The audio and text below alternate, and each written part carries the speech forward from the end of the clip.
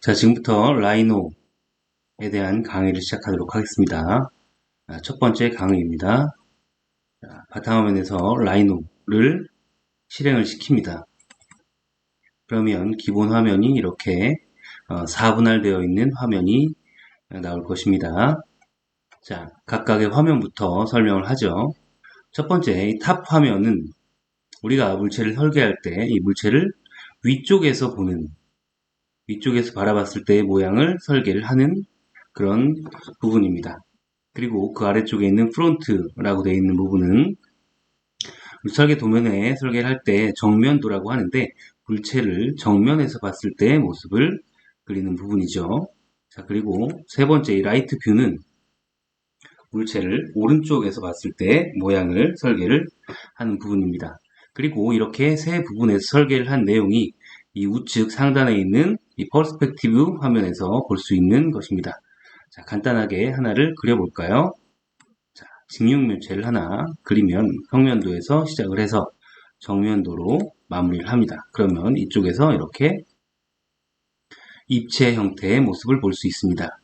자, 다른 형태로 본다면 화살표를 누르고 쭉 와이어프레임부터 해서 이렇게 여러 가지 형태로 볼 수 있습니다. 3D 설계를 할 때는 주로 이 음영으로 놓고 보는 것이 가장 효과적으로 볼 수 있는 것입니다. 이쪽에서 주로 설계를 하기 바랍니다. 자, 화면에 대한 설계는 이렇게 하고 우리는 지금 레이저 커팅으로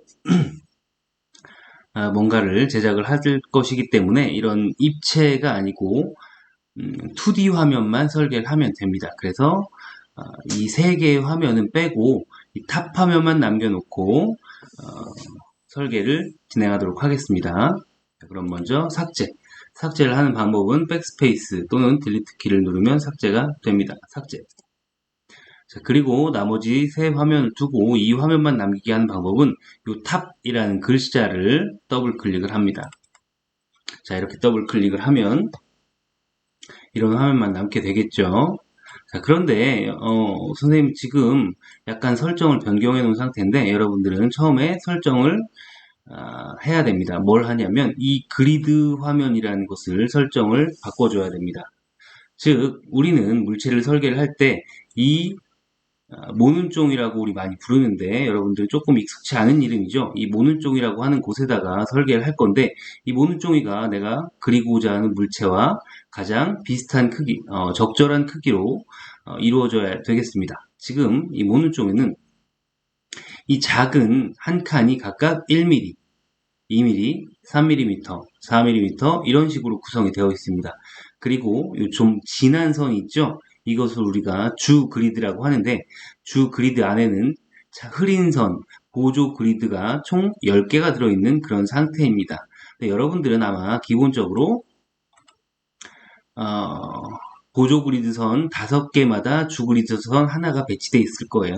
그것은 아마 설계하는 데 따라서 조금 편리할 수도 있겠지만 우리랑은 조금 익숙치 않은 형태이기 때문에 여러분들 조금 설정을 변경할 건데 어떻게 하냐면 주 그리드선 하나마다 보조 그리드선을 10개 놓는 방식으로 할 겁니다. 그리고 이 설계 도면은 지금 총 10, 20, 30, 40, 50, 60, 70, 80, 90, 100 오른쪽으로 100, 좌측으로 100 해서 가로 200 그리고 세로로 100, 200 세로 200 이런 설계 도면인데요. 이것을 조금 바꿔보도록 하겠습니다. 자, 바꾸는 방법은 상단에 있는 뷰 메뉴를 누르고 쭉 내려와서 그리드 옵션으로 갑니다. 자, 그러면 기본적으로 이런 화면이 뜨는데요. 여기서 이 세 가지 그리드선 개수와 주그리드선 개수, 보조그리드선 간격 이것만 우리는 설정을 하겠습니다.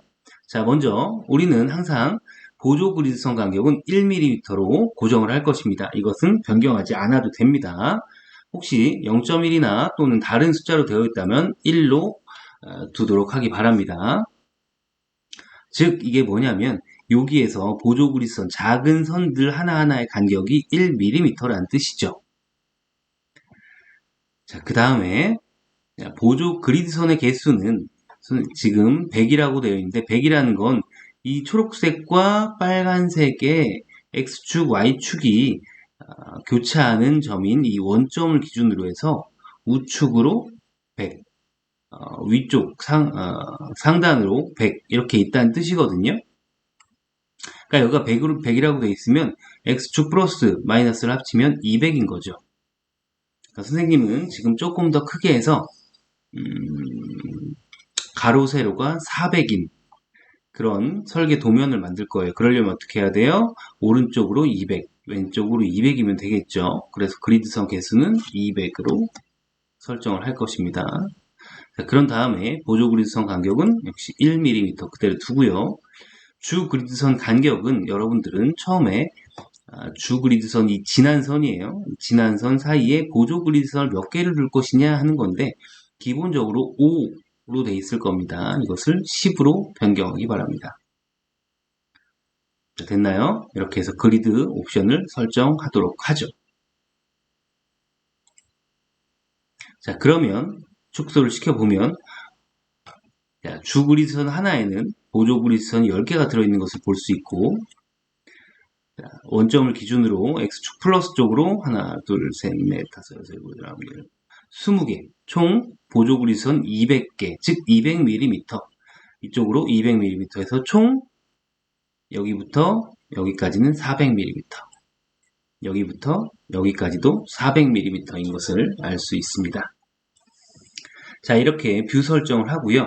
한 가지 더 이 화면을 움직이는 방법에 대해서 알아보도록 하겠습니다. 자, 화면을 움직이는 방법은 자, 일단 이 화면을 축소를 하는 방법은 마우스에 있는 휠을 아래쪽으로 내리면 됩니다. 여러분 너무 내려서 이게 보이지 않게 하면 안 되겠죠? 너무 줄이지 않도록 하기 바랍니다. 또는 마우스 휠을 상단 위쪽으로 긁어서 하는 방법이 있는데 이것은 확대를 하는 방법이죠. 이건 역시 너무 크게 해서 중심이 어디 있는지도 모르게 만들어 버리면 안 됩니다. 적당하게 내가 보기 좋은 만큼만 확대, 축소를 하기 바라고요. 자, 이 화면을 우리가 움직이는 방법은요. 이렇게 움직이는 방법은 우클릭을 하는 방법입니다.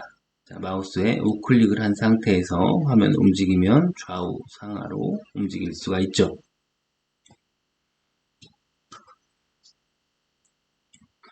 자, 그리고 내가 이렇게 선을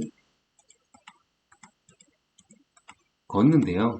한 번에 이 선을 여러 개를 선택을 하고자 할 때는 얘들 전체적으로 이렇게 좌측부터 우측까지 다 드래그하는 방법도 있고요. 때에 따라서는 오른쪽에서 왼쪽으로 드래그를 하는 방법도 있는데요. 이것의 차이점에 대해서 알아보도록 하겠습니다.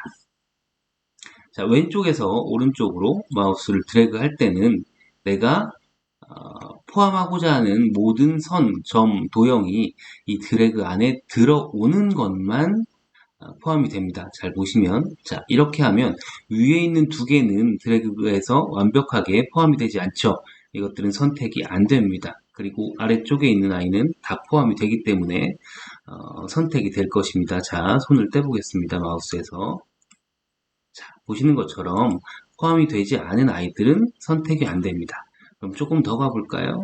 자, 두 번째 것까지 포함이 됐죠? 이러면은 이렇게 전부 다 포함을 시키면 이렇게 다 선택이 되는 것을 볼 수 있죠. 그런데 오른쪽에서 하는 것은 좀 달라요. 오른쪽은 자, 이렇게 쭉 다 긁으면 전체가 다 선택이 되는 것.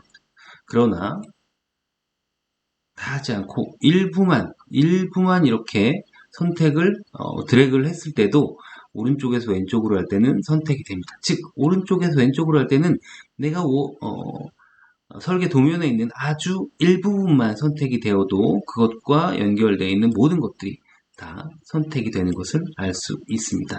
이것은 여러분들이 좀 더 빠른 작업을 할 때 분명히 도움이 되는 스킬입니다. 여러 번 사용을 해서 익숙해지도록 하기 바랍니다. 자, 그 다음에 자, 여기 보면 메뉴가 요 상단 쪽에 메뉴가 하나 있고요. 맨 위에도 메뉴가 있고요. 여기 보면 명령이라고 되어 있는 창도 있고요. 이렇게 눈에 우리가 알아보기 쉽게 그림으로 되어 있는 메뉴도 있습니다. 아래쪽에 보면 이렇게 점으로 되어 있는 메뉴도 있고요.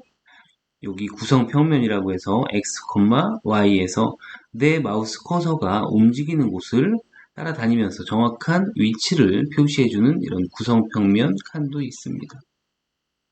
이쪽에 가보면 그리드 스냅, 직교 모드, 평면 모드, 개체 스냅 등등에서 또 다른 메뉴가 있는 것을 볼 수 있는데 이 중에서 먼저 이 그리드 스냅과 개체 스냅, 건볼에 대해서 알아봅시다. 우리가 설계를 할 때는 여기서 주로 그리드 스냅과 건볼을 많이 사용을 할 건데요. 그리드 스냅과 건볼을 다 꺼놓고 한번 선생님이 선을 하나 그려보도록 하겠습니다. 자, 나는 0,0부터 10,0까지 선을 하나 긋고 싶다 그랬을 때, 자, 대략 이렇게 0,0부터 10,0이라고 생각되는 데까지 선을 그렸습니다. 그러나 실제로 확대를 해보면 0,0이 아니고요. 여기도 10,0이 아닌 것을 알 수 있죠. 자, 이런 것을 좀 더 정확히 작업을 하려고 하면은 다시 그리드 스냅을 켜고 할 수 있습니다. 자, 그리드 스냅을 켜고 직선을 그리면 아까는 정확하게 0,0이 잡히지 않았는데 지금은 0,0에서 10,0을 클릭을 할 수 있는 것을 볼 수 있습니다. 자, 확대를 해보면 정확히 0,0에서 시작한 것을 볼 수 있죠. 자, 그렇게 되는 이유는 바로 그리드 스냅이라는 말이 뭘 의미하냐면 아까 얘기했죠. 이것은 보조 그리드선, 이것은 주 그리드선이라고 했는데 모든 선이나 점의 시작이 그리드가 교차하는 곳에서 시작한다. 즉 1,0, 0,0, 0,1 등등 1단위로 끊어지는 이 그리드선 위에서만 시작을 한다는 얘기예요. 알겠죠? 그래서 우리가 점을 찍을 때도 그리드 스냅이 켜져 있으면 이렇게 0, 1, 2 이렇게 갈 수 있는 거예요. 그럼 끄고 한번 해볼게요. 끄고 점을 찍으려면 0,0 못 찍겠어요. 1,0도 정확히 찍을 수가 없고 2,0도 찍을 수가 없어요. 확대를 해보면 하나도 제대로 찍힌 게 없는 것을 볼 수 있죠. 그래서 우리 설계를 할 때는 항상 그리드 스냅을 켜고 설계를 하도록 하겠습니다. 물론 그리드 스냅을 끄고 해야 될 때가 있어요. 그러나 여러분들과는 현재로서 전혀 관계가 없으니까 항상 그리드 스냅을 켜고 하도록 하겠습니다. 자, 그리고 그 다음으로 우리가 잘 사용하는 건 건볼인데요. 자, 건볼이 켜져 있지 않은 상태에서 내가 이렇게 점을 선택을 하거나 이렇게 선을 선택을 하면은 그냥 선택된 노랗게 뜨기만 할 뿐 아무것도 안 보여요. 이 상태에서 우리가 건볼을 켜면 어떻게 되나요? 자, 이렇게 화살표가 뜨는 것을 볼 수 있죠. 이 화살표는 여러분들이 설계를 할 때 매우 유용합니다. 어떤 때 내가 이 아이를 이동하고자 할 때 좌우로 또는 위아래로 또는 회전을 시키고자 할 때 매우 유용하죠. 또는 이런 것도 있습니다. 이렇게 사각형을 그려놓고 선택을 하면 이런 것도 생깁니다. 네모칸. 이 네모칸은 이 아이를 확대, 축소 하는 데도 사용이 되기 때문에 건볼은 우리가 설계할 때 매우 유용한 팁이라고 볼 수 있습니다. 자, 뿐만 아니라 내가 직접 화살표를 끌고 가는 방법 외에도 화살표를 클릭을 하고 보면은 이렇게 네모 창이 뜨는데 여기다가 수치를 입력을 하고 엔터를 치면 그 수치만큼 이동하는 것을 볼 수도 있죠. 플러스로 마이너스로 이동한 것을 볼 수 있습니다. 자, 여기다 한 가지 덧붙여서 Alt키를 사용하는 방법을 알려줄게요. 자, Alt키를 누르고, 저 지금 눌렀어요. 누른 상태에서 화살표를 누르고 수치를 입력을 하면 10은 잘 안 보일 것 같고 11 누르고 클릭을 하면 자, 하나가 더 생겼죠? 자, Alt를 누르고 우리가 화살표를 누르고 수치를 입력을 하면 뭐냐? 기존에 있는 선은 그대로 두고 이것이 복사된 선이 하나 더 그 수치만큼 이동되어 있는 것을 볼 수 있습니다. 도형으로도 한번 해보겠습니다. 이렇게 누르면 똑같은 도형을 하나 더 만들고자 할 때는 Alt키를 누르고 생성을 할 수도 있습니다. 마찬가지로 수치를 입력하지 않고 그냥 이 상태에서 Alt 화살표를 누르고 이동을 시키면 역시 새로운 도형이 하나 더 생기는 것을 볼 수 있죠. 그죠? Alt키는 똑같은 선분, 점, 도형이 하나 더 생기도록 하는 그런 명령어가 되겠습니다.